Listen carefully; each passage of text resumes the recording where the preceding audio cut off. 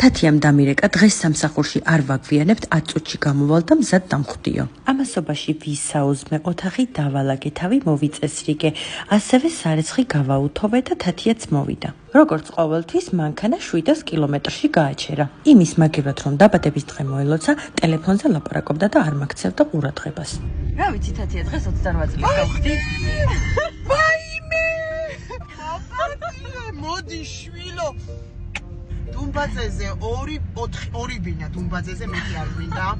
თემქაზე 3 ოთახნახევრიანი და 1 მინდა რომ ვაკეშიც კონდეს შეცადამიანი. ხარ ერთო რა, თაკო რა, აი ვიჩენი ფასი არის ის ვერ გაიხარებს. ულამაზეს ლოტკინზე კვლავ გველოდებოდა დათუნა. უბრალოდ ხმარა მოიგო და გააგზავნე თათიანა. თაკო გილოცავ დაბადების დღეს თქვა ყოფილი ხარ? დათუნა თავიდანვე ძალიან გაღიზიანებული იყო და დღესაც სიჩხუბეს. აი გრე ხო ვერ ხარო! ხო ვერ ხარო! აინო! დეგინერატო! გაწერიათა ხება! თმა კი შემეტროსა, მაგრამ არ აუშავს ბოლო ჭამიებზე მიშველა. გაჩერე სადაც გინდა ჩავდი. გაჩერე დედამინდა ჩავდი. თათიამ მართლა გააჩერა მანქანა და დათუნასთან ერთად მეც ჩამომაგდო. ცოტა მეწყინა, მაგრამ სამსახურში ისე მომილოცეს დაბადების დღე, რომ დამავიწყდა.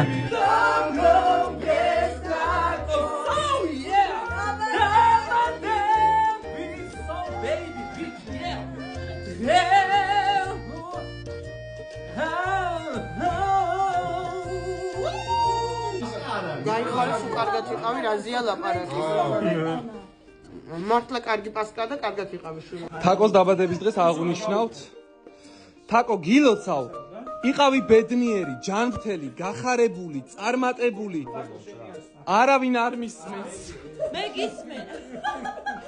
აქციას ვადგენ თუ ვინ დადო ჩემს დაბადების დღეზე ფული. ვისაც არ დაუდია, ძალიან კარგად ვიმახსოვრებ და აუცილებლად გავითვალისწინებ.